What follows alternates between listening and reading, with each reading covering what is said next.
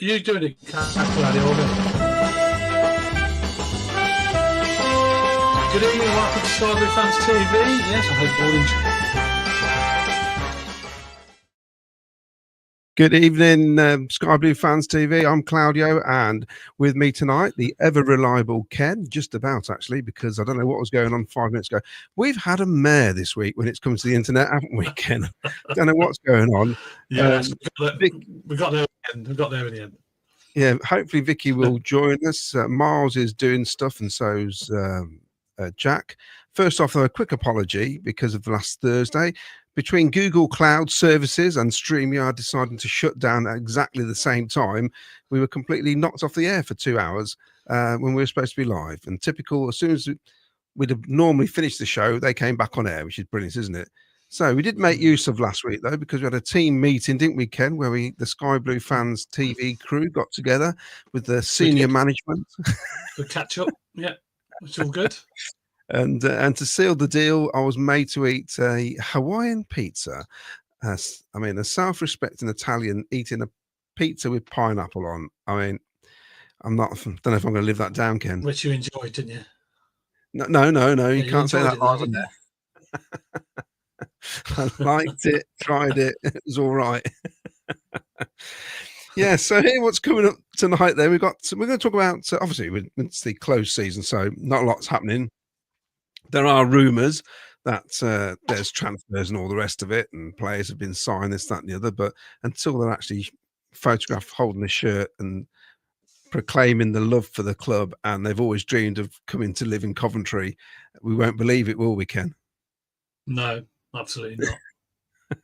So we're going to talk about matchday experience, the good, the bad, the unique flavour of following Coventry City home and away, what makes our matchday stand out, transfers and squad value, with Joe Bellingham going for reportedly 27 million. Where's it for our squad? Yeah, how do we price our squad? If we're going to play Football Manager, it's just for fun. We're not saying we should sell anybody, but if somebody comes in for somebody, and this is your chance to join in if you're watching the show, obviously, to put your valuation up and see what you think. And also identity check. What kind of club are we becoming?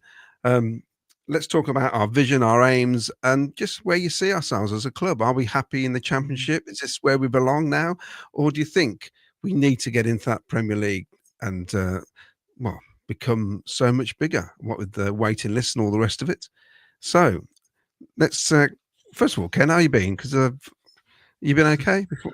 Yeah, I've been fine. Yeah, I've been enjoying a little break. Yeah, it's nice to have a little break, isn't it? And away from it all. But you can't wait, really. We're all waiting for the football season and the fixtures to come out, aren't we, at the end of the month? And plan our... There's all sorts of stuff on at the minute. I mean, there's the Women's Euros. I think there's some friendlies, some Nations Cup. I was watching, in fact, Caroline was watching the England under-21s earlier, which I thought was bizarre. So I said, "Do you want to turn it over?" And she was watching that. So so it's, I don't know. I just want I want the fixtures to come out and start talking about next season properly. Yeah, start planning, can't we? Once the fixtures are there, you can start making your plans of what you're going to do and where you're going to be and stuff like that. Exactly. Now, looking back on Thursday, what we couldn't mention was this, of course. Was the great Bobby Gould was 79 last Thursday. That's what we missed out on. So happy birthday for last Thursday, Bobby. I never saw him play. 79, didn't he? Although I would have seen him at the back end of his career because he played for West Ham United in the mid-70s and actually was on the bench for the cup final, I think, when they beat Fulham 2-0 in 1975. But I don't really recall him much playing at Cov, obviously, because I was too young. And no doubt you would have been as well. Also, definitely, I don't remember playing. I certainly remember him managing, but not playing. No, I mean, as a manager, interesting, to say the least. He cobbled together a team, didn't he? Two shots at management, weren't there? Twice. Yeah, well, first time we had to cobble a team together, and we were doing so well up until Christmas, and then the wheels fell off. And then the second time round, he had a paddy in the. Well, I've heard in the changing rooms, on the coach, basically he threw Dolly out the pram, didn't he? And he left. That's what happened. So I mentioned this. I believe there was an event yesterday for Keaton, wasn't there? There was a ride out from the Shepherd I think. Yes, there was. Yeah, and there's a lot of bikers out on the road and showing appreciation because I think it's a year. I think it was a year to the day that the tragic accident happened. I think, Right. and they're So out there. Yeah, they've got a big mural painting on the wall as well, which looks fantastic. And of course, you've got Keaton's Day coming up on the 12th of July at yeah, Coventry Rugby Club. It's only £1 entry, so I'm sure we'll be down there, and a lot of Scarborough fans down there showing their respect and joining in a celebration of Keaton's life down there. So be football tournament, food, inflatables, all sorts of stuff going on. And it's only £1 to get in, so it should be a good day. this is also Keaton's Corner, Yeah. the memorial. It's so tragic, absolutely tragic. It was. It's still at the hearts of all the Scarborough fans, isn't it? Really, every time you go, I've drove past it a few times, and you can't not look at it and spot it. To be honest, because and it just makes you think life can be over in just a blink of an eye, can't it? Yeah, and the perpetrators got away with it pretty much. Simon Wells, a friend of the show, a friend of his passed away, Luke, and very young as well. And sorry to hear that, Simon. And we were thinking of you. Really sorry we didn't get this out last week because obviously we have to blame Google and StreamYard, but everything had been set up to give our condolences, and another young life lost as well. So it's really, really tragic. Wasn't blood relative, but was regarded as an uncle and a friend of the family. Now, moving on to better news, of course, season tickets are up to 17,500. It was reported 20,000, but that was the old post from last year. We haven't quite got there because we've got the cap on. Be interesting. It's going to be close to record sales. What do you reckon, Ken? So. Yeah, I think so. I think the Lampard effect as well will attract a few more. Obviously, he wasn't here this time last year, but now he's come in, I think, and he's showed what a good manager he's been, and then the way he works with the players, the way he plays football. I think that will attract a few more fans to part with their money, if you like, and buy a season ticket. Yeah, well, I've actually, because we are now members of the FSA, the Football Support Association, I've been inundated with emails, not shared with everybody yet because there's just too many of them, and I doubt if you read them all, to be honest. But they're asking about what they do about tickets, the exchange thing, and all clubs do all different things. It's quite interesting, but I'll bring that up at a later date when we actually find out how many sold and what the club have in mind regarding things like ticket exchange. But there's all different systems at all different clubs. So I'll read a few comments out to start with then. So Gordon Tulliart says, hi from hot Corfu. So there you go. Yes, it's hot up here as well in this studio room. Well, lots of being Corfu at the moment. Yeah. Ben Green says, evening all. Rich tea, evening everyone. Evening team from Lee Beckett. Hi guys from Ian. It'll be in France, it'll be quite hot. Quite hot there. And an evening all from Ralph Wiggins, Wayne Brewerton. So let's start with the match day experience then, Ken. What's working at our club? What do you think? Well, when you turn up on a normal match day, what are you happy with? Well, I'm happy with, obviously, I think the things outside that the fan zone, if you like, that they've created, the food outlets, and certainly on a nice day, you can have a drink out there, stand outside, out where you couldn't before. You had to go into the stadium. There was no food outlets and music and, gathering of fans outside the stadium like there is now. I think it's fantastic. I think the amount of fans that use the fan zone area is brilliant because you can meet people there, have a drink. You don't have to go into the stadium. I mean, some people don't like going in there too early. It's like getting to the ground to avoid all the traffic, and then once they're at the stadium, they can just go in as and when they want, and they can have a drink outside, which is brilliant. Whereas you couldn't before. I think that is a big plus. And just the general atmosphere, really, around the club has been very positive over the last few years, hasn't it? And it's great, to see so many youngsters with Scarborough shirts on. So many now, little kids. Whereas you get used to seeing them with Liverpool and Man United tops on, don't you, around Coventry, because the lack of success, if you like. But now there's so many youngsters with cough tops on, and girls as well. You know, there's loads, boys and girls, with cough tops on, which is great, and it's brilliant to see. And it's great to see them up, going up to the game and enjoying themselves. And yeah, I think the atmosphere in and around the stadium is brilliant. What about the travel and that, though? Because obviously there's the road closures I think are going to stay. Yeah. So I'm not even sure how they're going to get around that. The big annoying thing for me is that train station, for me, it's not been put to use since it's been there. I mean, it's never really catered for the amount of fans that go to the stadium, has it? There's like the odd train here, I think it's one every hour or whatever. And then when you do turn up, you only get 2 carriages on there. I mean, that's not good, is it? 2 carriages. You fall straight away. You would think they'd want to make a little bit of money out of it and put trains on every half an hour or whatever to the stadium and fill it and put an extra carriage on or whatever.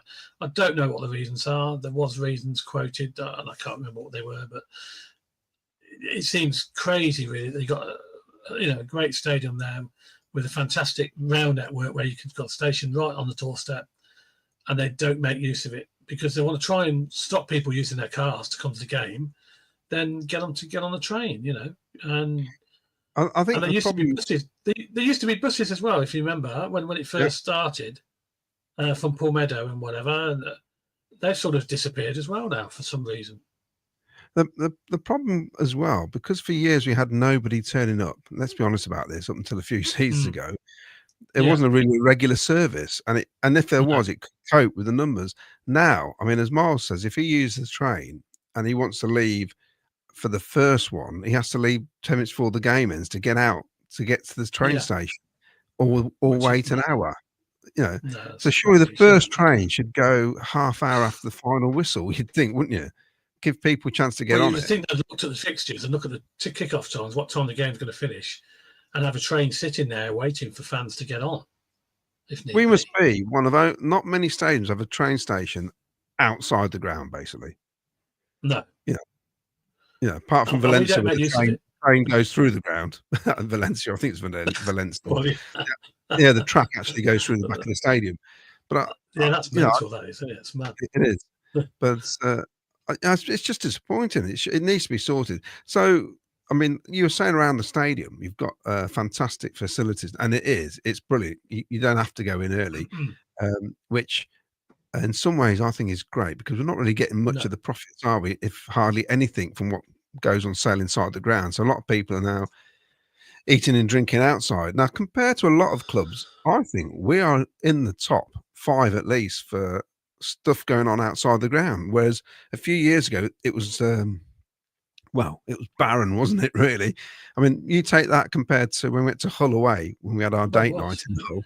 We couldn't find anywhere. We had to go in the ground, and they actually said the reason they do that is because their food inside the ground gets awarded most seasons the best food in the championship, which I must admit was nice. You had someone who were in there. It was quite nice, wasn't it? Because you did it. You tasted it, didn't you, when you were in there? Yeah, I did, but it wasn't exactly cheap, So no. I was Stoke City. I can't remember much around there. It's a lot of the grounds. I mean, Millwall. You got unless you actually come in from London and stop off somewhere, you're basically taken to the front door, aren't you? You got no chance.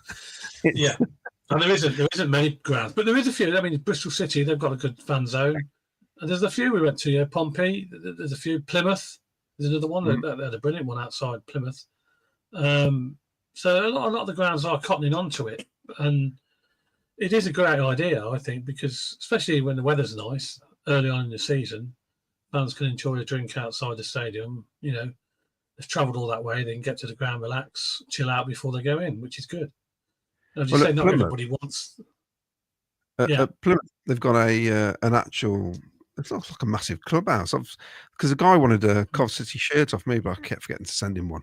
Because they've got all shirts hanging up there. There's a special Plymouth fan zone thing. I don't know if it's still running, that one, or whether or not you went to another one. But you're saying it was outside the stadium, like a big square with a load of food outlets and drinks and stuff. And at Bristol City, which we did for the last 2 games of the season, at Bristol, you walked out of that League Cup match. We walked out, and they're still selling beer and food, which is I thought a great idea.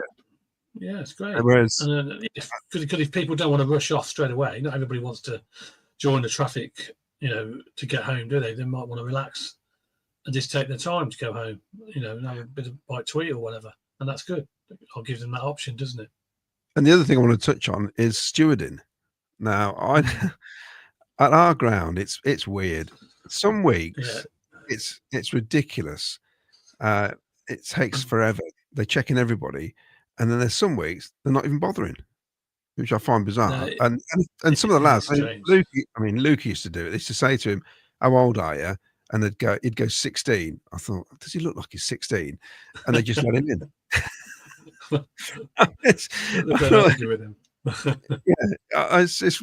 He's 23, 24 today, actually. Happy birthday, Luca, by the way. And they just let him in. So I don't know what you think about the stewarding at our club. Stewarding is strange, outside, actually. Because they've changed it all, haven't they? They got rid of a lot of the employed stewards, if you like, that used to be employed by the club. A lot of them now are agency staff that are brought in from Birmingham or wherever, and they're not employed by the club; they're employed by the agency. So completely different as far as, because I used to be a steward at Old Highfield Road for a few seasons, so I know what it's like. And we were employed by the club; we got paid by the club. But these are completely different, and I know a lot of people there's a few still there that I know. And they tell me it's changed completely now. It's agency staff now. They rely more on agency staff to come in, and I don't think maybe do quite as good job as the regulars do. They don't know the area. They're not from Coventry, a lot of them anyway. They're probably from outside the area. I say they get transported in from Birmingham or wherever, just for the purpose of events at the stadium. Whether it's football, whether it's concerts or whatever. I suppose when you were a steward, there's so few supporters that you knew everybody by the first name, didn't you? Well, we did have some successful times when I was there. It wasn't too bad. But a few full houses, not many. What's the worst experience you had as a steward? Can you remember? I mean, was you there when the guy died? Tragic accident with the were they in the cup? You remember that at Highfield Road? I was there when the Arsenal coach reversed into the. Yes. Yeah, I knew the guy, I knew the steward who worked on the gate there. Knew him quite well. I was also there when Portsmouth turned up unexpectedly with like 5,000 supporters, when we got told there was only like 1,000 coming, and all of a sudden there's 5,000 turned up.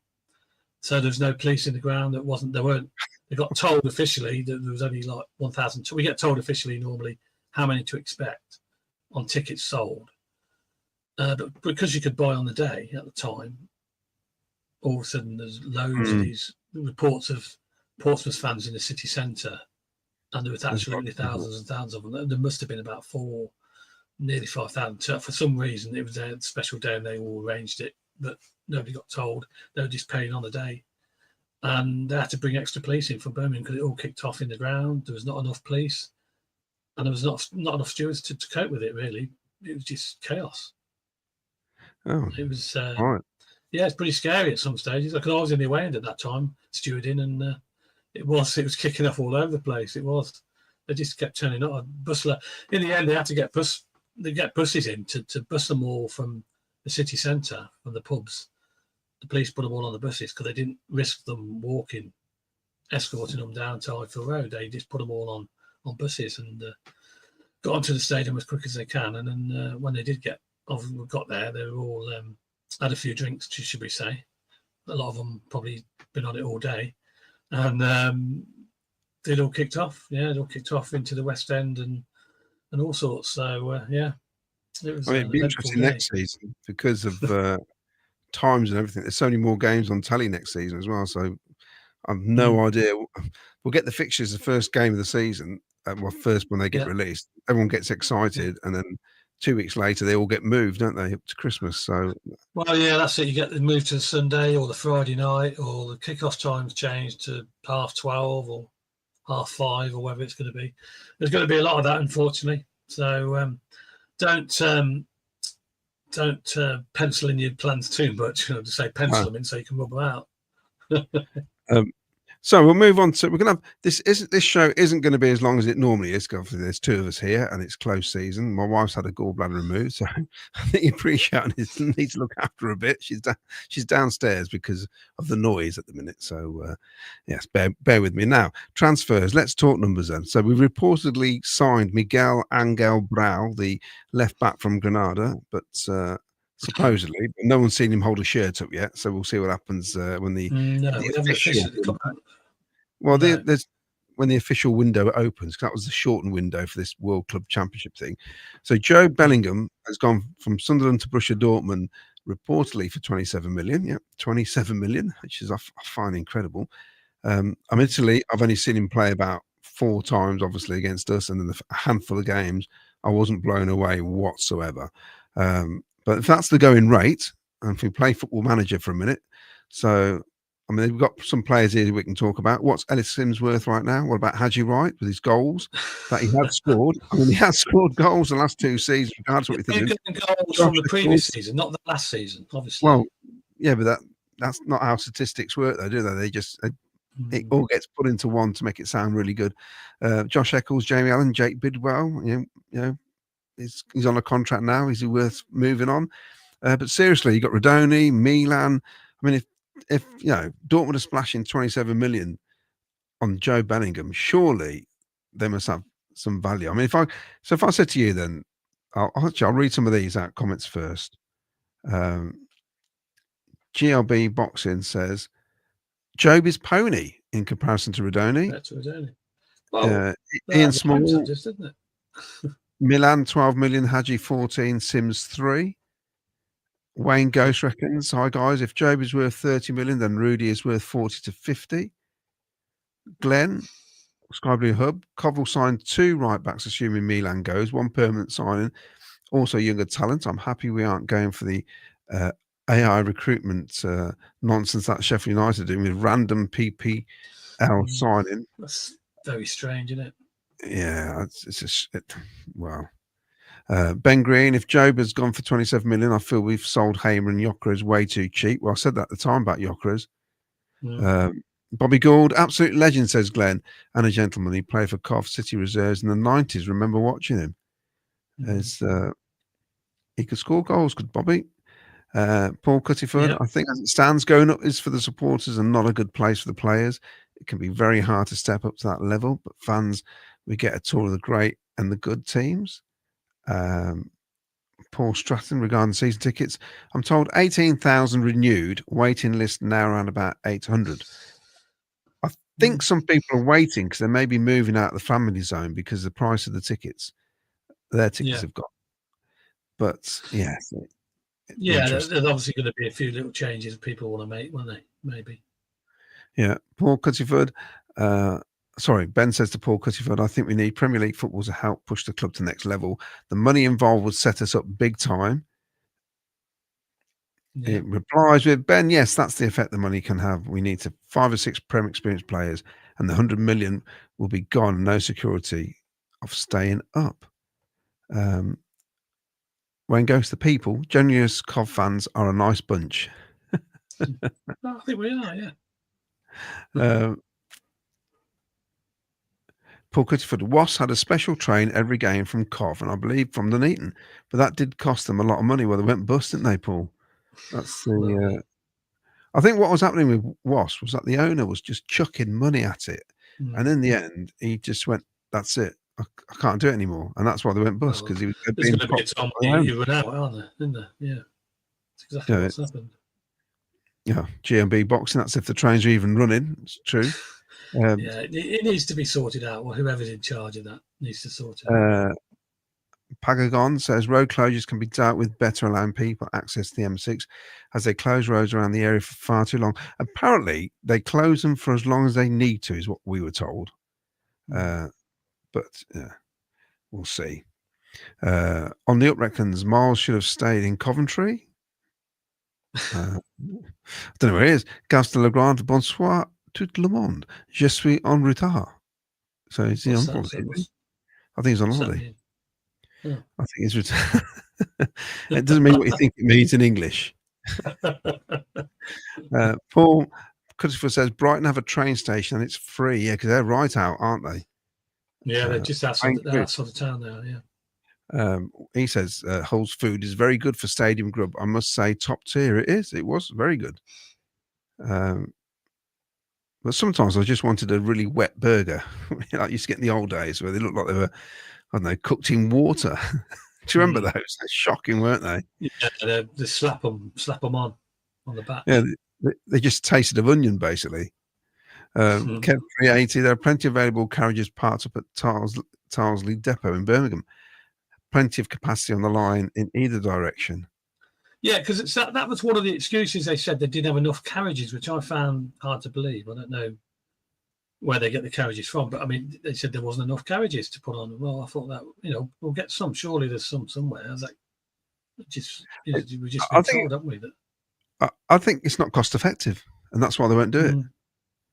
Yeah, they just won't do it. Assassins Unite, hi, all student at the City is pants. Also, I've never understood why the bars close at half time. So many City fans missed the end of the first half, start of the second half. Is there a ruling about that? I don't know if there's not. Is there a what do you mean it closes at half time? That you can't buy anything at half time? After half time. Oh, I don't know. There might be. I'm not sure. Yeah, no idea. Assassins Unite 2001 first season in the Championship versus Pompey. Yes. Enosh says, was there that day in the West End? All memories are flooding back now. Yeah, I've forgotten. The new stewards are awful. The old ones are good, understand the fans, and often know how steward regularly characters. So they know the regulate. I think.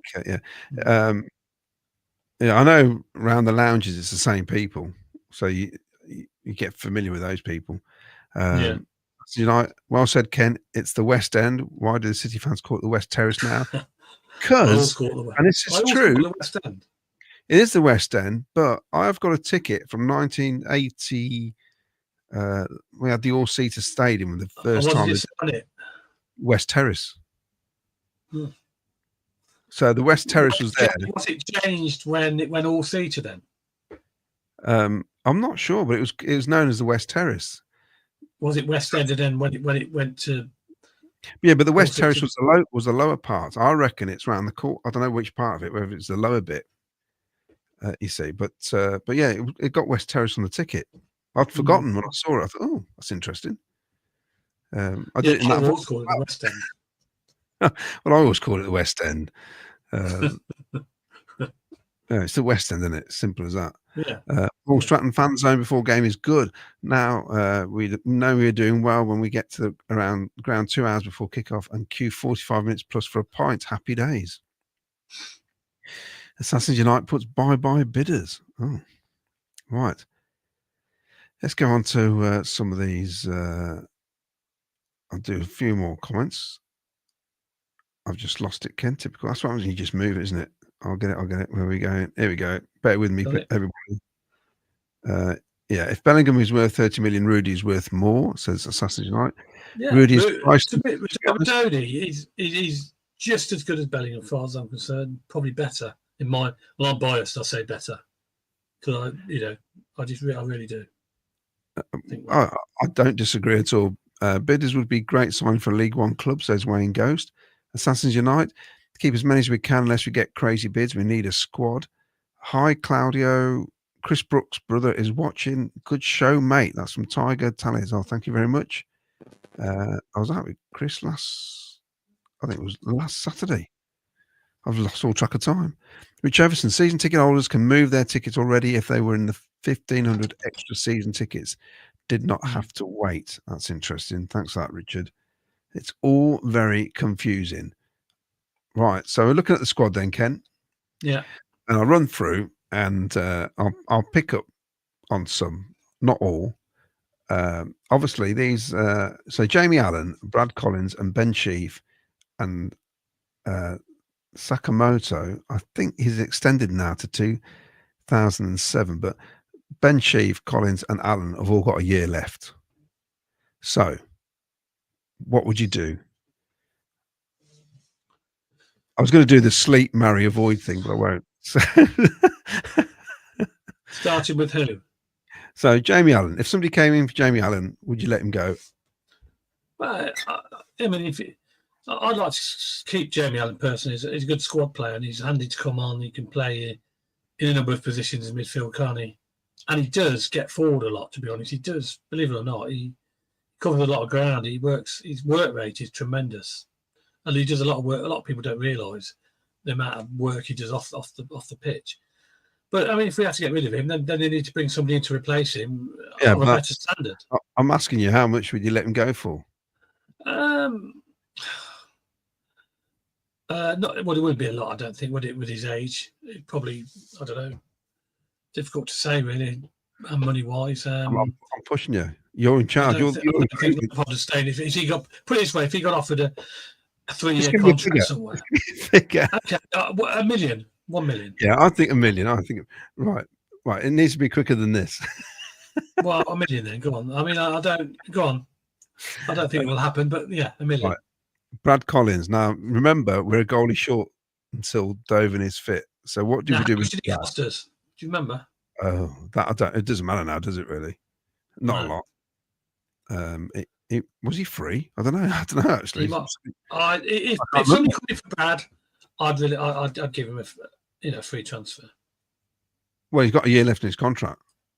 Well, as little as possible, just get him off the books, really, because I don't think after what he's been through, I know, look, he come in, he did it well at some stages, but he got a lot of criticism. I don't think the mistakes he made, he can't really come back from, to be honest. I just don't. There's too many fans against him. Although personally, I always believe in giving everybody a chance. I think we did give him a chance. And he just made another mistake, didn't he? But I think, if his time comes to get rid of him, then as little as possible. If somebody comes in for him, then move him out, move him along. Okay, now this is the one. Now, if we're going to sell Ben Sheaf, he's going to have to go now because yes, he's going to go for nothing. And yeah, well, if as I said again, if a good offer comes in for Ben Sheaf, I'd probably be looking at.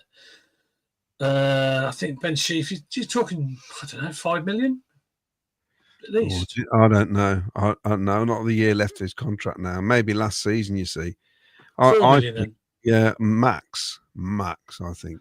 And he's got a bit injury prone, isn't he? So, or do you keep him? I mean, I don't know.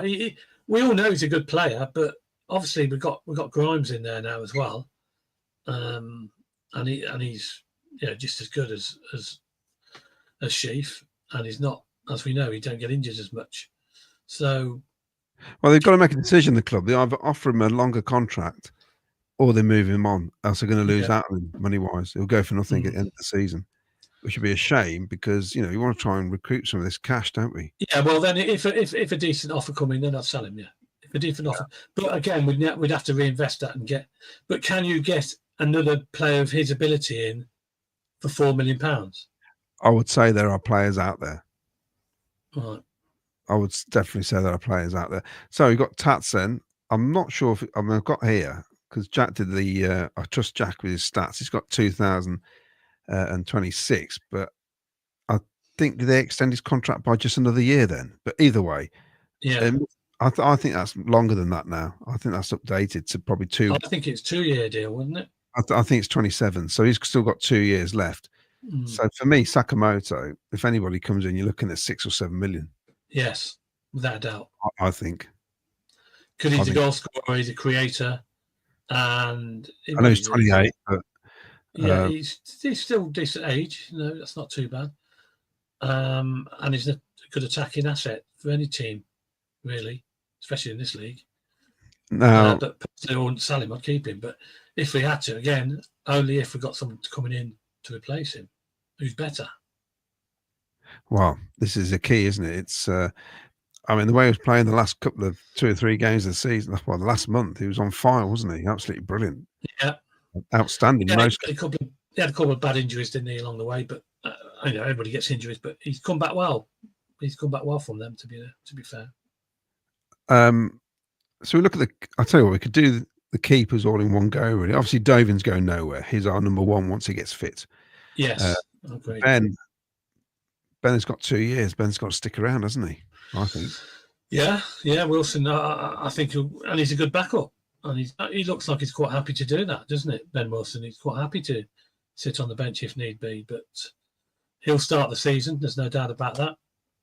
So I think he's a great backup, and Dovin showed his quality when he was in. He's a good young keeper. He took his time settling into the club, didn't he, when he came? But I think the last few games he played for before he got that injury at Sheffield United, he showed what he could do. And he's a good, young, confident keeper. So, yeah, I agree. He will be the number one eventually. But Ben Wilson, at the moment, will start the season. And he's a good backup keeper to have as and when we need somebody to come in. So would you say priority, though, is to get a keeper in? No, I don't think so. I think there's more. I think we're okay at the moment for a keeper. I think we'll stick with Ben for now. And I think, because I don't know how long, when will he be back, David? When are we looking at? I reckon past Christmas. Yeah, I mean, as long as there's no disasters. I mean, obviously, if Ben Wilson picks up an injury, then you've got a different scenario, haven't you? I'm not sure what the recovery is like for a keeper with an ACL. I mean, obviously, excuse me, Jody Jones, he struggled because the way he played, lots of twisting and turning and that. I mean, keepers, it's normally, well, there's a lot of leaping, isn't there? So it's... Yeah, and he caused it himself, didn't he, with that silly mistake he made when he messed about with the ball. But it's a shame. But it wasn't a great night that night, was it, at Sheffield? It wasn't a great night, no.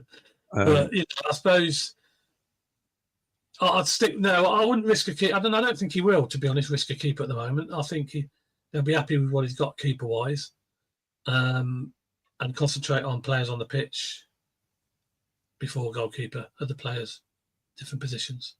So we got 3 defenders now. So we got Jay De Silva, Joel Latibaudiere, and Bobby Thomas, all with 2 years left, and Liam Kitchen. That's the whole defence, actually, pretty much. So if you were to release any of those, who would it be? So you got Latti, Kitchen, Thomas, and De Silva. Which would you offer an extra, say, end of the year? Would you say we're going to give you another 2 years? Which just not Thomas. I'll keep Thomas, I think, because he's getting better. You know, he just make a few silly mistakes, doesn't he, Thomas, at the back? Yeah. But so does the others. But he can score goals as well. Bobby Thomas is a danger, both ends of the pitch, as we know. So I'd definitely keep him. Kitchen, I'll probably keep him as well, because he is okay. He's another one that's subject to mistakes, isn't he, Kitchen? But you know, he needs to work on his concentration a bit more. I think sometimes he gives the ball away too easily.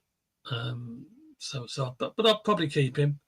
If there's one as I was going to probably get rid of, it'd probably be Latibaudiere, really. Yeah. So I mean, if somebody came in then, all right. So if somebody comes in for Latti, what are you looking at? 3-4 million max? Yeah, probably because he's international, probably 3 million. Yeah. I mean, with Bobby Thomas, them and Kitchen are kind of like the central partnership now, aren't they? So I would like to see an experienced, younger, fast type player in there. You know, fast type player, but a younger version, obviously. I still think our defence needs shaking up. We've had the same defence. I've said it so many times now for the last 2 seasons, and they all play in different positions and they all make the same mistakes. I mean, we still concede daft goals, basically. I can't remember too many goals last season where you actually thought, wow, apart from maybe Sunderland away, where they scored 2 really good goals from distance. I can't remember too many where some teams completely outstripped us to score the goal. A lot of them have just been poor marking. Well, we gave them half of the goals, didn't we, ourselves? Our mistakes. All over the top. What about Jay De Silva then? So Jay De Silva, he's got 2 years. He's playing for Wales. He's doing all right. He improved massively, but our left-hand side is not strong enough, is it, for promotion? I don't think. No, it ain't. No, we need something. We need another left-back, definitely, I think. But Jay De Silva, for me, has improved a hell of a lot the last part of the season. Second half of the season, he was in and out, and I know teams played on him because of his height. the big teams also, played on that a big time, didn't they? And I think managers noticed that, and they took him out, put him in, and took him out, depending on who we were playing. But I think his all-round play in the last part of the season, the last half of the season, has been tremendous. I think he got forward, he attacked, and he defended well. Regardless of who we were playing, he just came on leaps and bounds. He really did. I was really impressed with him the second half of the season. Well, he's got, like I said, 2 years, I think, on his contract. So, yeah, is it 2 years? Yeah, he's got 2 years. So I can't, unless somebody actually makes a bid for him. I can't see us actually putting these players out for sale. That doesn't happen that way anymore, do they? I mean, they wait till somebody comes in. For them. Yeah. So the elephant in the room for me is Louis Binks, because I watch him play and I think out of all our defenders, he's possibly one of the most stylish in the way he plays. Yeah. But I can't work out if he's any good. And he's reportedly one of our most expensive players in terms of wages. And he can't hold down a place, can he? He comes in, he'll have 45 minutes decent performance and a ropey second half or vice versa. Then be absolutely awful the next game. And as soon as there's an opportunity, Kitchen or Thomas would come back in the team again. Yeah, and I don't know what it was. It was like that under Robbins as well, wasn't it? He was in and out of team. But he's got 3 years. He's got 3 years left on his contract. Yeah, and he's a good player. You can see he's a good player, the way he plays the ball. But he is prone to the odd mistake. I would like him to have a decent. He hasn't really had a decent run in the team, has he? Like a long period of time where he's been in. Because he's been in and out, sort of thing, for whatever reason. Probably because he keeps making mistakes, Ken. And he's not. Yeah, but saying that, he wasn't the only one making mistakes. It was a lot of the players were making mistakes. But he seemed to be the one that sort of the scapegoat, if you like. He's the one that got chucked out, if you like, next game. The games I thought where he played well was when he carried the ball forward into space, and because he can pass a ball. But then he did get caught out a lot by not getting back, And of course, the goal against Luton scored, which was just tragic, wasn't it? Really, Yeah. I mean, he was in the right place, right time, doing the wrong things, wasn't he? He did well to get back there, and then he could have done anything but do what he did. It's almost like there's like 20 things he could have done with that ball, apart from putting his own net. It was just that was a catalogue of errors, wasn't it? The whole thing leading up to it as well. So I'll read some comments because I don't want to get behind. So here we go. Assassins Unite. If you remember the facilities in the 80s and 90s, people today would be disgusted, and half frozen pie was the norm, and the toilets don't even talk about them. Wow. Exactly. Yeah, exactly. We remember that. Yeah. Well, saying that, for those who haven't been, if you go to the friendly at Bristol Rovers, good luck with the toilets. They're just porta cabins, portaloos, aren't they? And they've got that giant one, haven't they? The giant urinal portaloo. I've never seen one before. It's the first time I've seen one like that. It's like a big tank, isn't it? Yeah. Unbelievable. I mean, I'm surprised they didn't put the pie cellar next to it as well.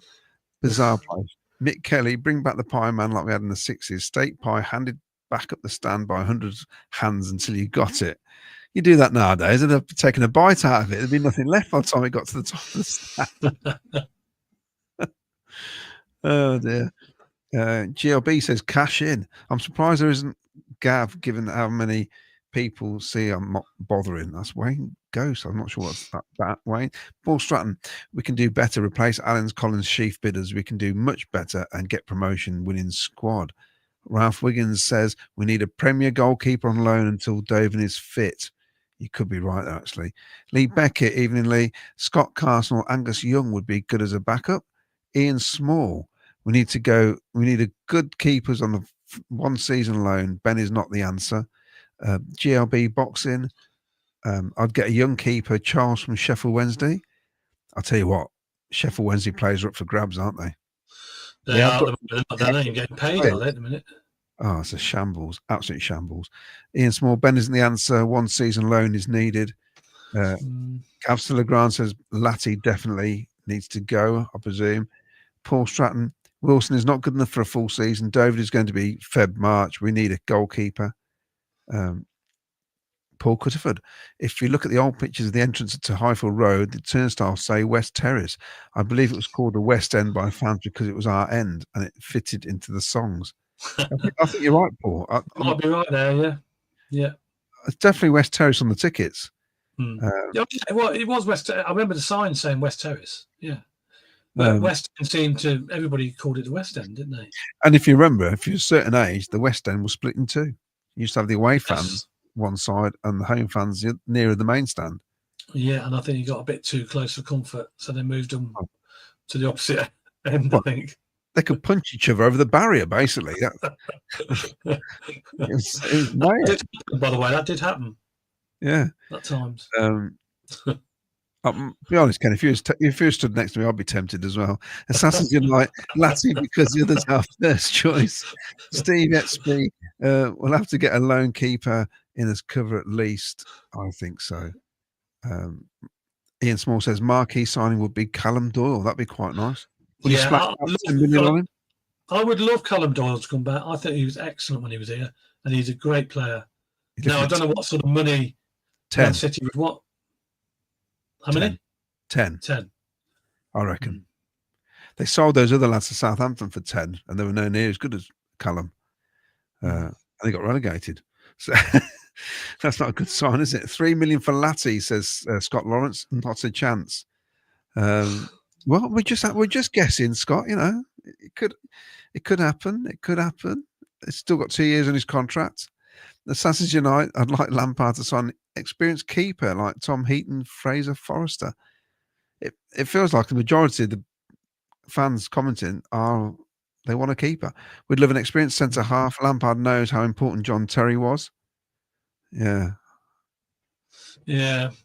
I'll leave that there.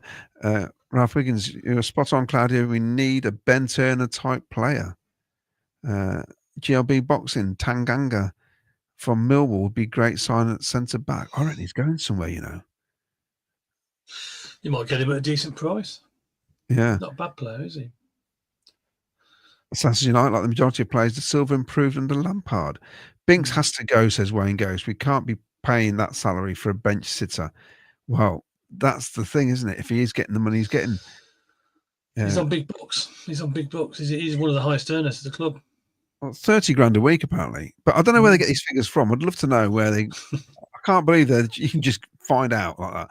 Rich T, neither Robbins or Lampard fancies Binks, so there must be an issue. Binks can pass a ball, but he can't defend. Exactly. Will you be going to see Real Betis, guys? Oh, funny you should mention Real Betis. Yes, will be. Is it? Oh, you've been sent a shirt.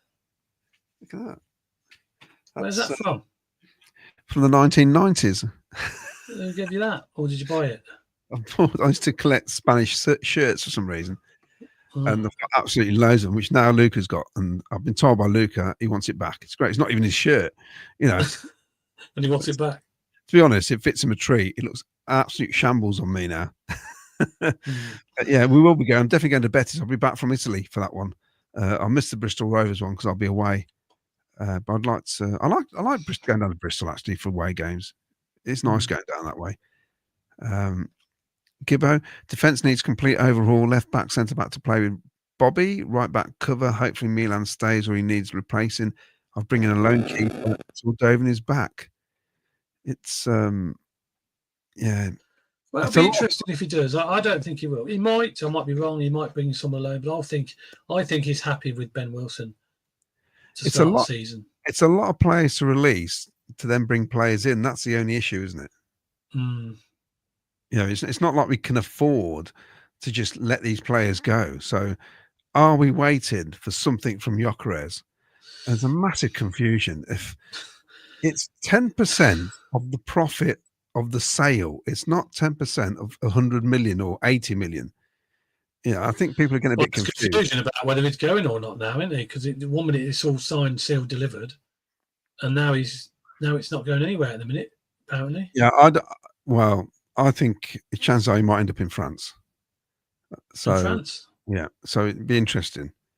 I think what's happened is they've probably been received another bigger offer, if you like, after promising that he can go for like quite a low amount, 50, 60 million, whatever it was. And now obviously the club have then received a big offer from someone else. And they're thinking, well, hold on a minute, we can make a bit more money out of this. So they're saying, oh, no, you can't go for that amount of money. And that's what's probably holding it up. Yeah.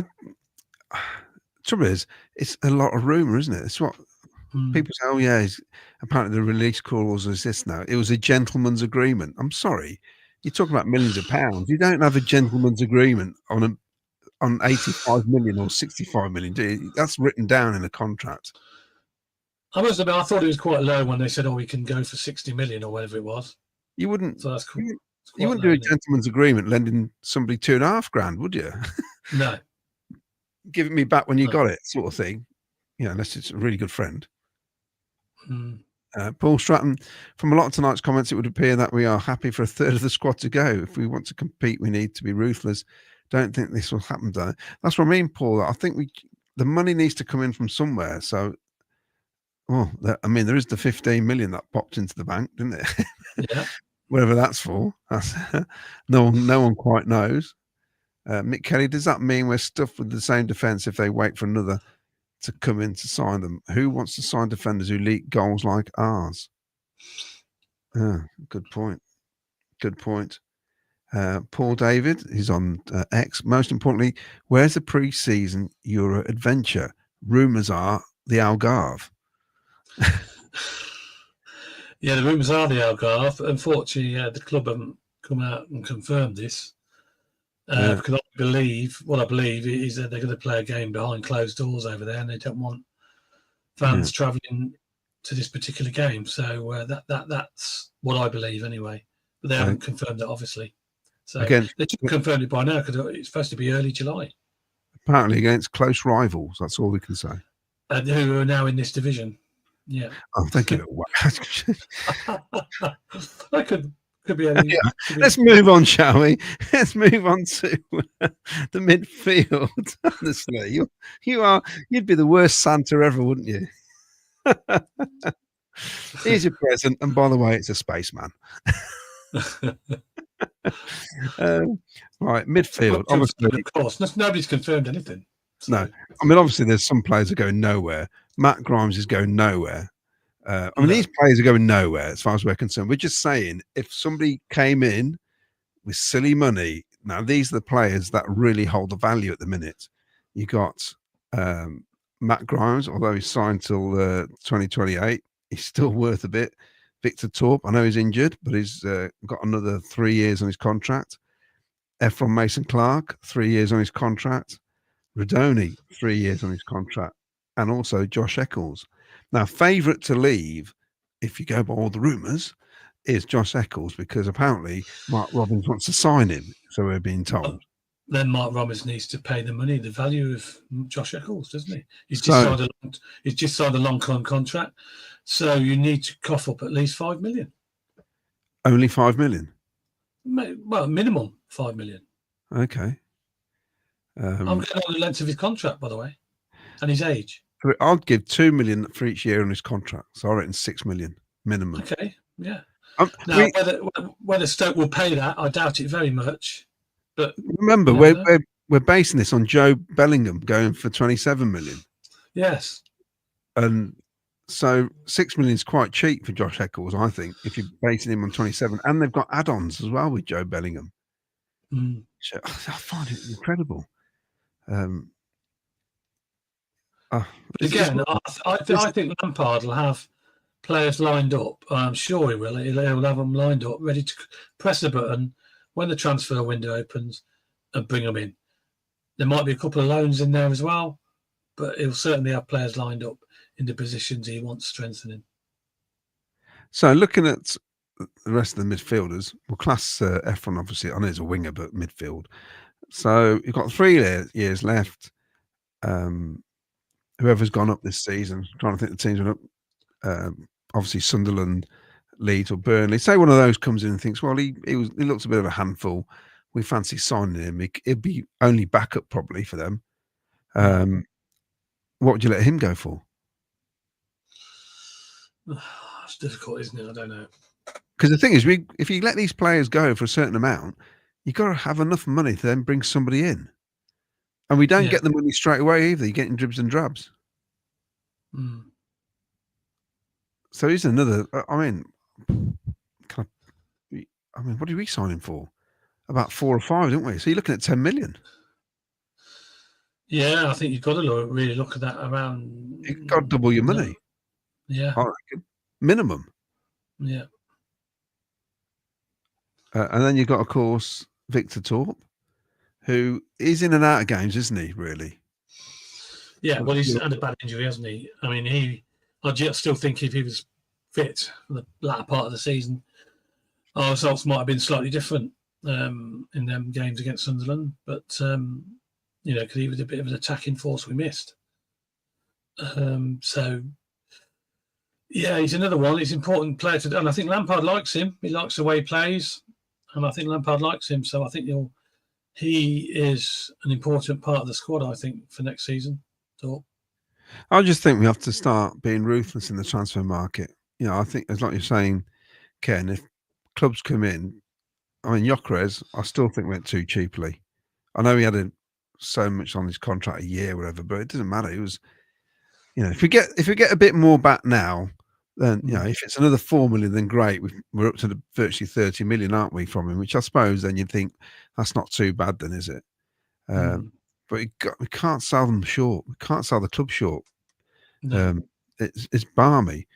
And then we've got, well, if there's valuation, you're probably looking about 6 for Torp, then, aren't you? Really? Yeah, I reckon, because these are players who would be in the first team. Yeah, they'd be started majority games. Yeah. And of course, we come to the big one. Never has a player been so popular in terms of player of the season as Jack Rodoni. And he's had an incredible season. And the thing is it just a one-off incredible season?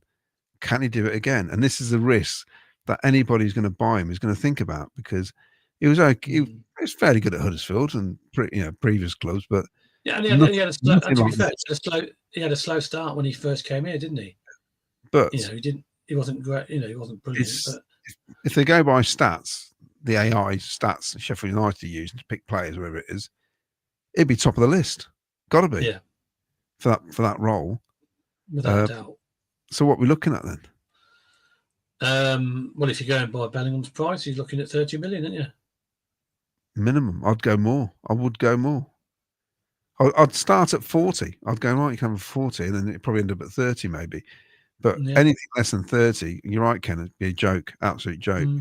And that's where the money comes to build your defence, basically.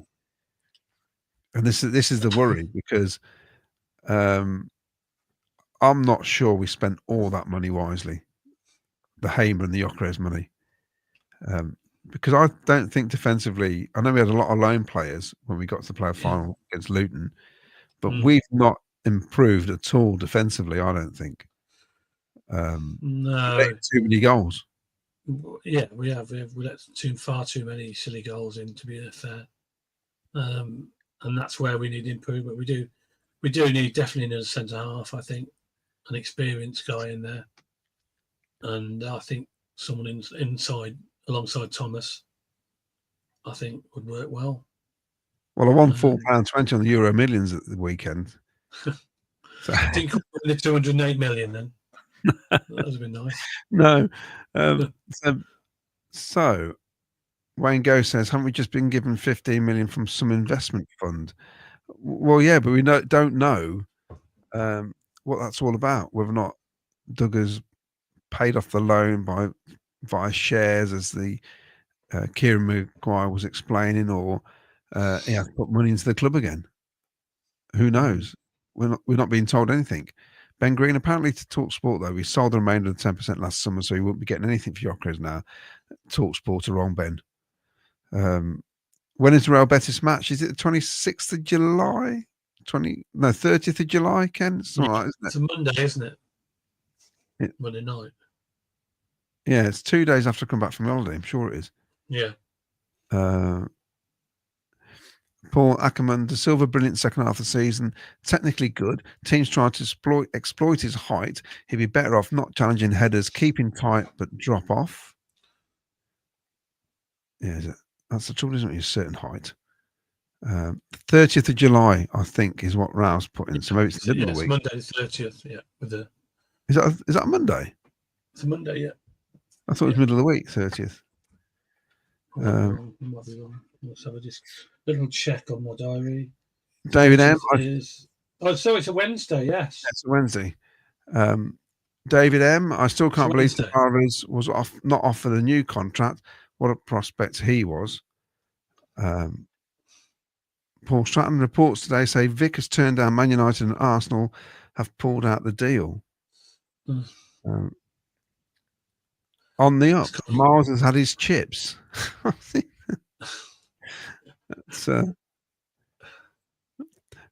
think Grimes Sheaf works well. Would cash in on Sheaf if we can. We need a proper attacking midfielder. Wango says we should take the 15 million and go buy Josh Sargent. Yeah, there's a lot of talk about that, isn't there, Josh Sargent? He's not a bad player, to be fair. We'll come to the forwards in a minute. 40, cashing on Sheaf, didn't play well last season, was injured for most of it. We need someone who can gel with Grimes. Gibbo says, talking of Vic, there's a lot of confusion. As TalkSport reported last week that we sold on the sell-on fee for him. Any ideas? The club has neither said yes or no. We haven't sold it on. There was rumours. Where's this information from? TalkSport. From what I gather, we did something on the 5% of the 15% or something. Yeah. It's all, yeah. Either way, we will be getting something. Definitely. David M. Should we try and get Diego Luna, who plays for Real Salt Lake in the MLS? I don't know. I've never seen him play. No, new one to me. Have we got the money for Hamer yet? I'm not sure we have, Wayne. No, I think they still owe us some, to be fair. Yeah, they paid nowhere near what they owe us, so that's interesting.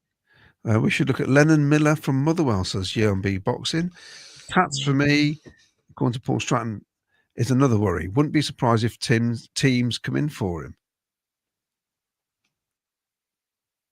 Defence is a shambles, according to Ralph Wiggins. Ice chips. The reason De Silva gets caught out isn't due to height, it's due to the fact that Lamps wants him to invert and act as another midfielder. Any news, says Rich Overson, on the awards? No, absolutely nothing. Well, that's supposed to be in July, isn't it? And just before the season starts, which is very bizarre. I don't be surprised if it's going to be an internal awards night, not like it normally is. Not like for fans? Yeah, it wouldn't surprise me. So we move on to another elephant that's in the room. Two of them, some might say, or some might say cart horses in the room. Ellis Sims and Haji Wright. Now, if you look at these two players, it's interesting how when we interview fans of other clubs on this show, we say, who do you think we should look? Who do they think they should look out for? And they all say, oh, Ellis Sims seems a handful. Haji Wright. I mean, they rave about Haji Wright on certain podcasts, not Coventry City ones, neutral ones. And we're thinking, oh, we've hardly seen it. I know he was injured for most of the season. And then somebody said, well, where are we going to get the goals from if you sell him? I thought, well, he hardly played last season. So he still finished fifth, even though he was top goal scorer. I wish he got a hat-trick against Sunderland, then never turned up again after that. And the 2 goals at Oxford, that's 5 goals in 2 matches. Yeah. So I don't know what to make of him. He never got on the pitch against whoever they played the weekend and lost 4-0. I don't think he got on the pitch, did he, for the USA? I didn't know. I didn't watch it, so I don't know, didn't he? No. He watched it. He watched the whole game. So, yeah, interesting. So, I'm trying to think in terms of. I'll tell you, we didn't mention money value. Yeah, I'll tell you, we didn't mention Milan. Now, this is a player. Before we go any further, no, we didn't actually. No. Yeah, that's somebody we're in danger of losing, and that's another £10 million player, surely. Yeah. I wouldn't. I want him to keep it. I'd like to keep him because he's a fantastic player, as you know. But money does talk. If somebody comes in with a big bid, I'm sure Doug will sell. Why do you think that will happen? But I'd like to keep him because I think he's an asset to the club, and I think Lampard likes him as well. But we'll have to wait and see on that one. How much you reckon? Well, it's well, say had you right first. So reportedly, it was our record signing, although no one knows what the figure is. They're saying up to 9 million. That with add-ons, that is, I think. Yeah. So to be honest, if somebody came in with 9 million, you just take it. I think. Yes. I think you just take it. He's a player that I've got to say I'm not too fussed. He's a frustrating player. Yeah, we can. We know we can play him in there somewhere, don't we? Because it's got to be to get the far in his career. He's played well and in patches, but we know he can do so much better. He's a big guy. He should be putting himself about a lot more. But he comes across as a very shy player, so shy as a type of lad, for whatever reason. And he doesn't do the things he should do, really, or should be doing. Yeah, I just think he's not suited for what we want. I mean, he may go somewhere else and be absolutely incredible. He may go to a foreign country and be absolutely incredible. That happens. Yeah. But I don't think he's suited to the Championship whatsoever, really. I just don't think so. I don't think... I just don't think there's enough about him. No, and he's a shame. He's a nice enough guy. You meet him, you talk to him, he's great. But you just think, well, why? He's a big guy. You should be barging them defenders out of the way. But he just doesn't come across as that type of player, does he? He needs to be more aggressive, doesn't he?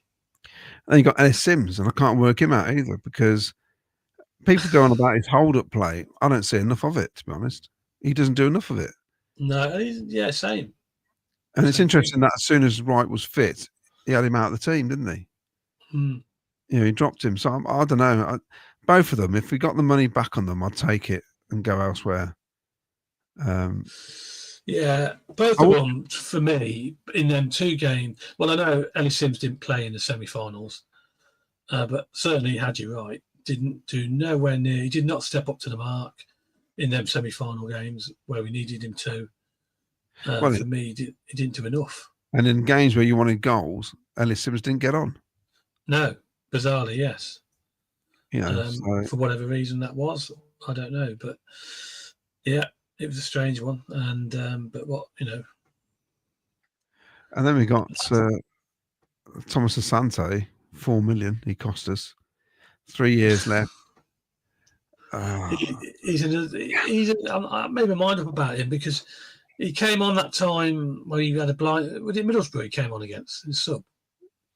Yeah, he had a 10-minute cameo, didn't he? Brilliant, weren't he, when he came on? Yeah. But Middlesbrough pushed players at the pitch.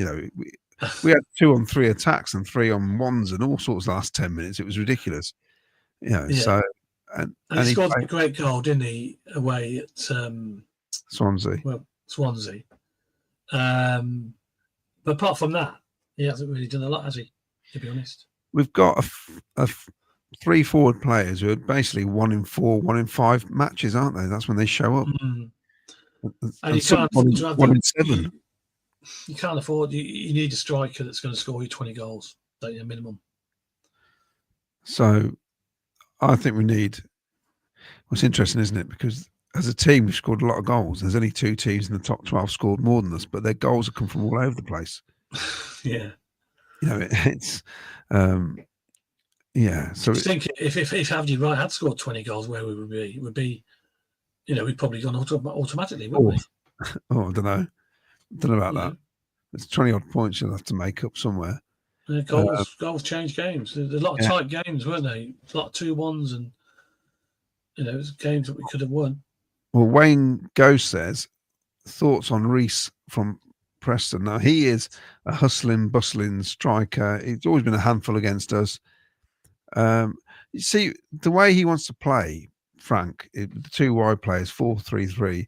You do need a striker who's prepared to really get involved, and I think that's the key here. and I'm not sure Wright and Sims are those strikers, but Reece probably is.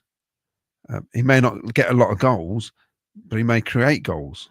Yeah. So I don't know your thoughts on that, Ken. Yeah, I don't know much about him. I haven't seen him really play that guy he comes across as a decent player apparently, but is he going to be better? The trouble is he going to be better than what we've got?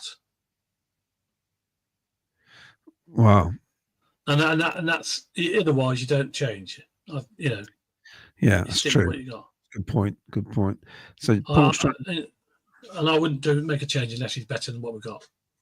Paul Stratton says if Bellingham is worth 28 million, Josh Sargent is worth 40 million plus. Sunderland must be in shock. I know. I think. Well, I find it incredible. 4 million from Vic won't do much. We need to think bigger as a club. We get more investment into the club to push hard for the Prem. Yeah.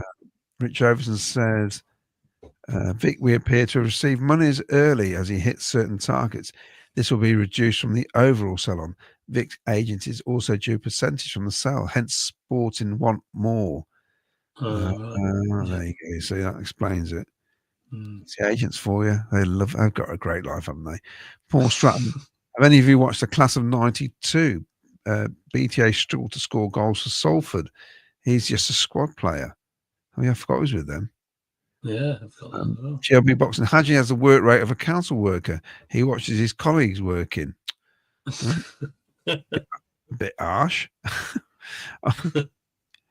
This striker debate is boring. We scored more goals than Sunderland, Sheffield United, and 4 less than Burnley. Keep the strikers improved defence and maybe add a number 10. But they didn't score the goals, did they? This is what we're saying. The goals are coming from everywhere else, basically. Lee Lishman. Basically, in the transfer market, I'd be happy for any of our defence or strikers to go bar Thomas, but keep the midfield unless we get good deal replacement for Sheaf. Mick Davenport. Should have kept Godden. He knows where the net is. 40, based on the fact we scored more headers than anyone else, surely we look for a striker that can win headers. Reece, come on, is a joke. Paul Stratton, if the only business we're going to do, then sort out the goalkeeper and back four. We can moan about our strikers, but what we have got can score goals and we can compete. Lee Lishman, every season I'm hoping for big signings early before some of the rivals have woken up in the market, but nearly every season it's too late. If our rivals, with our rivals, facts of life, except for now. What's going on here? Wayne Ghost. Dortmund's had their pants pulled down on that transfer fee from Bellingham. Yeah. Just had loads of advertising put around the outside. What's going on there? Who's put that up? What's happened there? I didn't know what's happened. I don't know what's going on there. I don't know. Mick Davenport, our defence goalkeepers aren't good enough. Right. Well, interesting. We'll see what happens when the transfer window opens. And I mean, I don't know. It's difficult because you can't just let everybody go. It's not possible. No. It's not possible. So we'll have to wait and see, Ken, on that. Basically, yeah, it's a waiting game, mate. At the end of the day, it's a waiting game. So, right. So what I wanted to ask then is identity check. What kind of club are we becoming? Are we still the plucky underdogs? Have we earned the right to think bigger again and get back to what most of us of a certain age was used to? What do you call Coventry City's? What do you want them to stand for on and off the pitch as well? And is it time to shift the mindset from just happy to be here to we belong at the top? So, have we gone beyond the plucky underdogs now, Ken? Oh, I think so, yeah, without a doubt. Yeah. I think we're an established championship club now who are pushing every season now to get into the top flight. And I will be pushing again this season. Yeah, it's incredible to think only 7 years ago where we were and I know we go on about this, and a lot of people do, but it's incredible to think where we were 7 years ago. And we went to the evening with Clive Eakin the other Monday, and it was just fascinating to hear the commentary from some of those games from way back 7 seasons ago. Yeah, that's right. Yeah, and from that first season up in the Championship, where we thought, we just got to stay in here, got to stay in it. We've not looked back, have we? It's no. I'll be disappointed. I mean, because a lot of fans will say, where do you think we'll finish? And even last season, people saying, I'll be happy mid-table, 10th, I reckon. And I was thinking, no. We have to be. Mick Davenport has put top 8 contenders. We can't finish below 7th. Yeah, we've got to be. We've got to be in around the playoffs now. And the fans have come back, and that's what they're coming back for. I think it's time to shift the mindset as well. About just happy to be here. Oh well, I hate the expression. Oh well, don't worry about it. Move on to next week. That annoys me. Every game is winnable in this division, and I think that's how we have to be. Like, I don't like these, like the Sheffield United when we play them away. And we went, that's a gimme, isn't it? We're probably not going to win there anyway. Well, that's a crap attitude when you look at Sunderland in the playoff final and what actually happened in 90 minutes. I think, I don't know what you think, but I think we've just got to think big now. Yeah, without doubt. I think we've got to be positive, and we've got to have a good start. I mean, the last couple of seasons, we've had a very slow start. We've been playing catch up. Unfortunately, we've been playing catch up, and we haven't sort of woke up until sort of after Christmas. So this time, we've got to make sure we have a good start, get up there, and stay in the top 2 or 3. Or certainly the top half anyway, in the early part of the season. Try and win as many games as possible and get the points on the board as quick as possible. That's what it's all about. I mean, we've come a long way when I'm saying I'll be disappointed if we finish below 7th. I would be. I mean, we haven't made our predictions yet. We've got that show to come. But I'm sure I'm not predicting a lot of us saying, I don't think many of us will predict us out of the top 6, if any of us. I'll be very surprised if any one of us predicts that we're going to finish below top 6. Yeah, I think where we are now, and the squad, it needs tweaking. Like we said at the top of the show, we can't afford to just lose loads of players. I mean, no football club can. No. And we're in a situation where they've all got at least, only a handful have got 1 year, the rest have got 2, 3, some have got 4. So that's a really healthy position to be in. Whether or not they decide to maybe bring in a couple of loans to strengthen things up, which I think probably wouldn't be a bad idea actually in certain areas. But obviously these players need to play. So there's that as well. But then if it makes our own players improve to a point where they don't get a game and they go back, so be it. Yeah, I just think we need to get off to a good start. Even a steady start will do, but not the kind of start we had last season. No, we need to get off on the right. And it's confidence. The more games you start winning, it's confidence in the team. The team, breeds confidence. Wins breeds confidence, isn't it? And everybody gets excited. The fans get excited, and the crowds get bigger and bigger, and it's just much more exciting when you have a great start to the season. And we were struggling last year at the start of the season.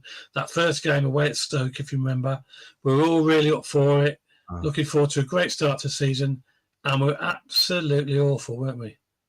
Yeah, that was a shock. I don't know what I was expecting, but it wasn't. Look how where they ended up. It wasn't what I didn't expect that performance whatsoever. No, I didn't. And what he got from Mark Robbins was, Stoke are a strong side. They're going to be challenging that. Well, yeah, he ended up there himself, didn't he? Look, I mean, and then look where they finished. They were awful teams, Stoke.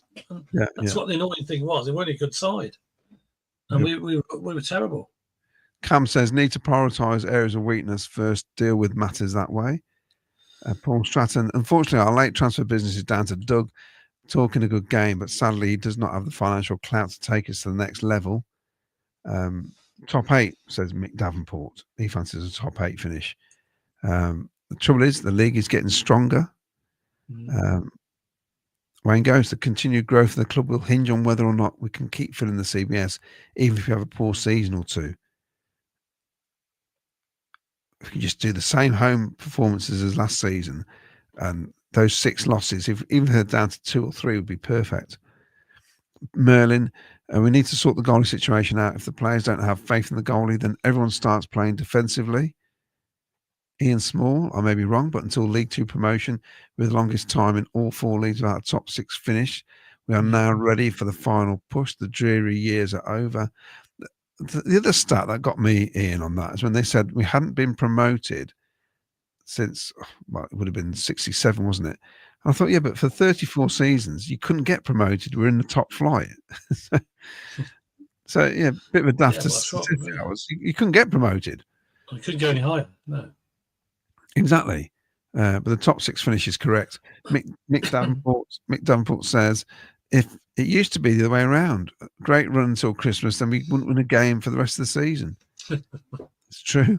Dave M, our start depends on who we play in the first few games. Mick Kelly, we need to put to bed getting beat by the likes of Derby, Preston and Stoke. We definitely do. Well, I mean, look, we lost to Plymouth as well. They went down. We lost to Luton, didn't we? Away from home. Derby done the double overs. Can you believe that? At home and away. It's ridiculous. Yeah.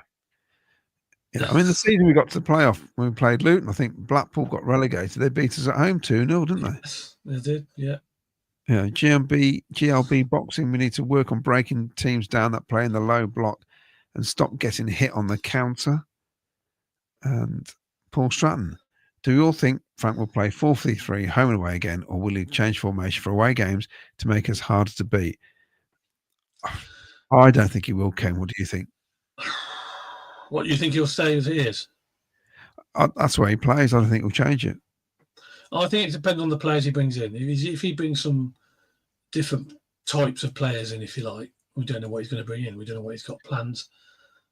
There might be another plan B, if you like. So he might have another option to go to. But that all depends on the players he brings in, doesn't it? I suppose. But he does seem set in his ways, playing that way, doesn't he? So, and to be fair, he's been reasonably successful with it, hasn't he? You know. Oh, he has been. So you can't argue with it because he got us on the brink of under the playoff final, really, didn't it?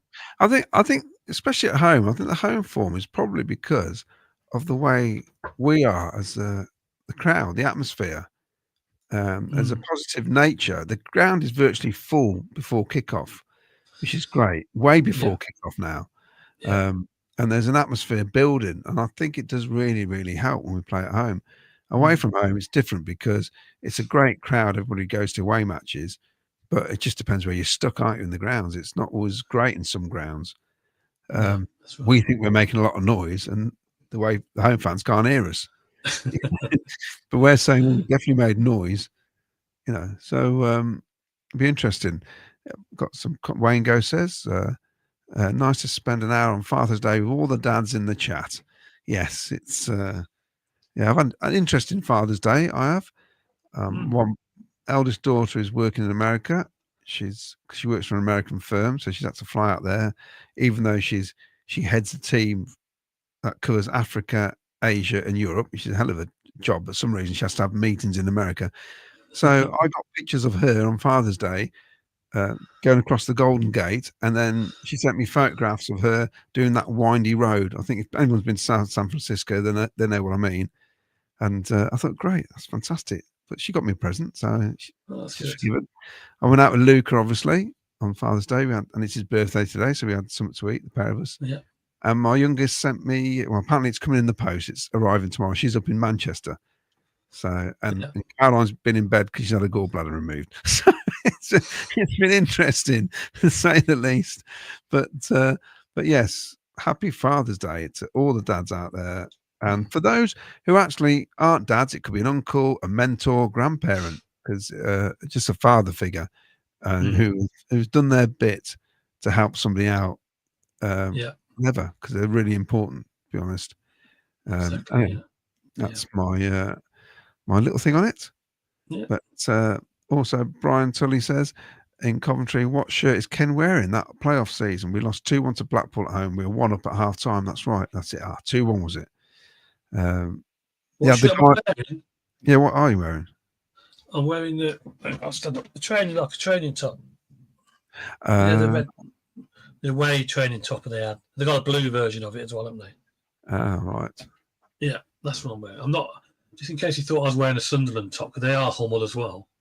I got Luca one of those sort of quarter zip up jumper things they sell from the shop, black one. Tell you what, they look smart when they're on. Talking of shirts, I mean, that should be coming out very soon, I presume. Oh yeah, well that's something to cover, isn't it? We have got we've got other. We've got obviously the person who won the shirt.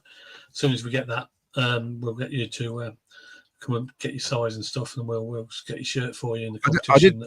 I did put a couple of designs up on Facebook, which got a massive thumbs up. I was unbelievable. Yeah, sky, very plain sky blue. There's some decent. Should we say designs out there that people have put up? Really. Yeah. So, are you in favour of more sky blue? I am with just a dark blue and white trims, or are you one of the? Because obviously I've got a selection of shirts behind, as you can see, they're all sorts. Yeah. Well, we seem to be swapping between all sky blue and then stripes, don't we? One season we got all sky blue one season, and next season we go to stripes. But it's I prefer all sky blue, to be honest, and I prefer sky blue shorts as well. I don't like the white shorts. I prefer, because I think we're all sky blue, and I prefer it that way. I know we wore white shorts last year, but I just think all sky blue. We're sky blue, so all sky blue for me. Top, shorts, and socks. A whole lot. Yeah, I'm with you on that one. I think I'll read some more comments out. At home, Paul Stratton says, we look unbeatable. Away, we look vulnerable. Correct. Wayne Ghost, with how loud our away support is, we shouldn't be fearing anyone away from home this season. Pixel Rich. Lads, I've enjoyed your show for a while now. All the best for the season to come. Your conversation is somewhat the same as ours for seasons. Sunderland fan for 65 years now. Blimey. Well, thanks for watching. Wow. I've got to say, and for us Cov fans, I was annoyed that day because not that Sunderland got promoted, just that I thought we had a chance. Watching that game, I just thought we had, and a one-off game, you've always got a chance, and Sunderland proved that, and fair play to them. I spoke to my Sunderland mate. He sent me a photograph.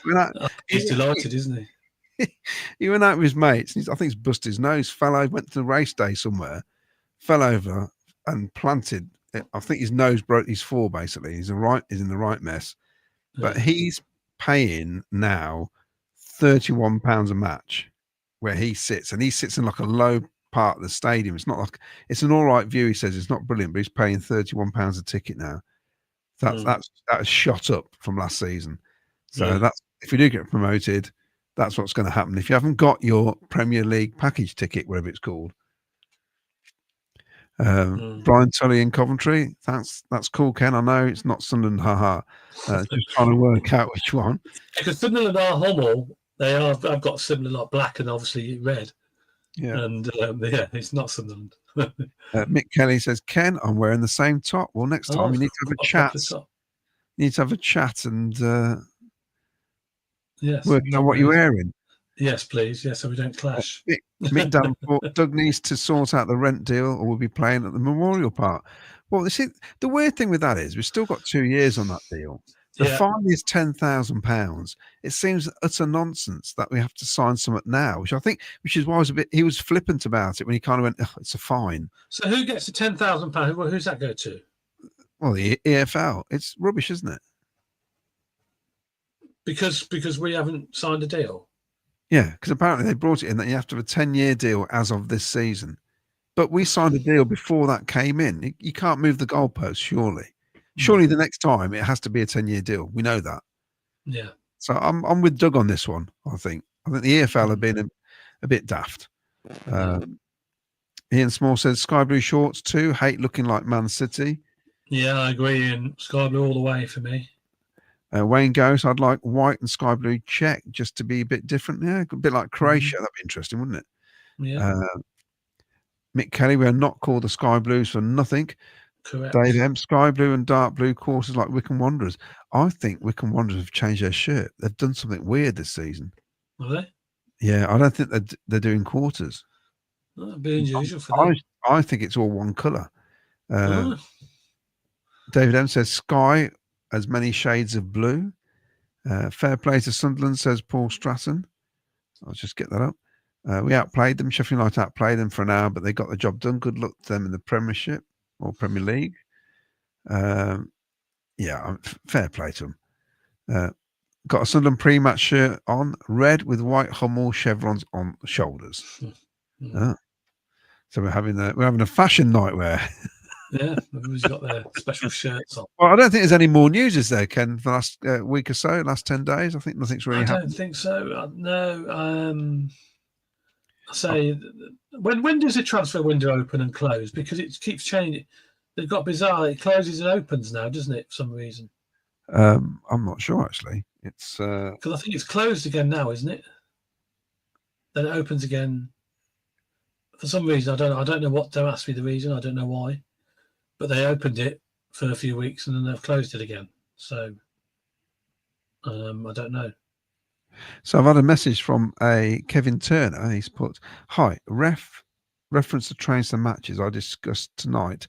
I've emailed West Midland Trains and asked them why we can't have 6 carriage trains.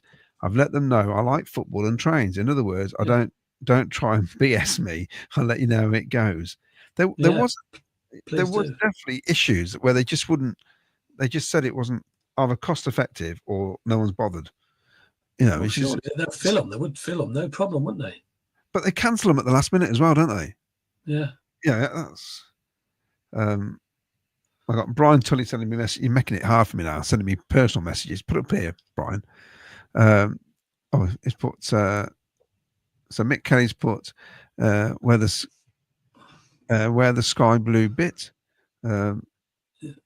Tully went to the shop. First thing I was seeing was a woman wearing the same shirt. Oh. The transfer market opened due to the Club World Cup. Yes, World Cup. Is that why? It's only closed for about a week. Right. So it's Ralph again. And Ralph Records is open tomorrow. So. Well, anytime soon then. So Paul Stratton says opens again tomorrow. Come on, Doug, get a top sign in. Season tickets will be off the scale. I'll just check these messages. There you go. Right. Well, I think that about wraps it up tonight, Ken. I think so, mate. Yeah. We'll be back. We've got a show Thursday. I mean, I'm not on Thursday because I'm away working. So I'm hoping there will be a show Thursday. Yes, we'll bring up some more subjects. We'll have more of the team back. Yeah. And because obviously we've put this on because of what happened on Thursday. On Thursday, so it's a bonus Sunday show for all you Sunday lovers.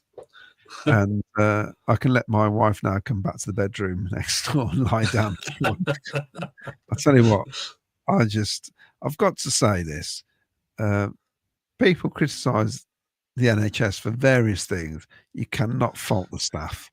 You know, they're working so hard. It's so undermanned. I won't get all political. It's a football show.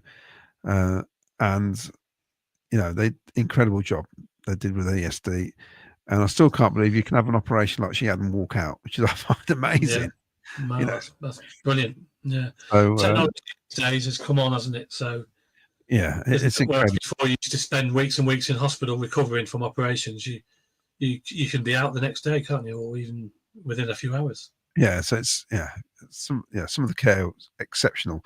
Anyway, Ken, great seeing you again, mate, and hopefully we'll chat soon, and you'll be back on the show probably in 10 days' time, won't you? Because you'll miss next Thursday. Yes. I'll be here. And meanwhile, if any of you have anything you want to talk about, let us know, and we'll talk about it during the close. If you want to come on the show, just drop us an email. If you want to come on, we'll get you on. If you want to show your face behind them comments, nice to put a face to comments. As we always out and about, and we bump into people and we put faces to comments, so it's always nice to see you. But if you want to come on the show, just drop us an email. Scorby Fans TV, gmail.com, and then we'll make arrangements for to come on.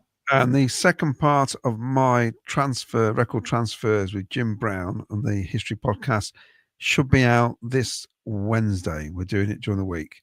So yeah, we had a week delay for various reasons, but that should be out this week as well during about Wednesday time. But thanks for joining us. I'll bid you good night. Play up Sky Blues, and let's hope for some record signings. Yeah, come on, Doug. Play up Sky Blues. Get your money out. Get your money out, Doug.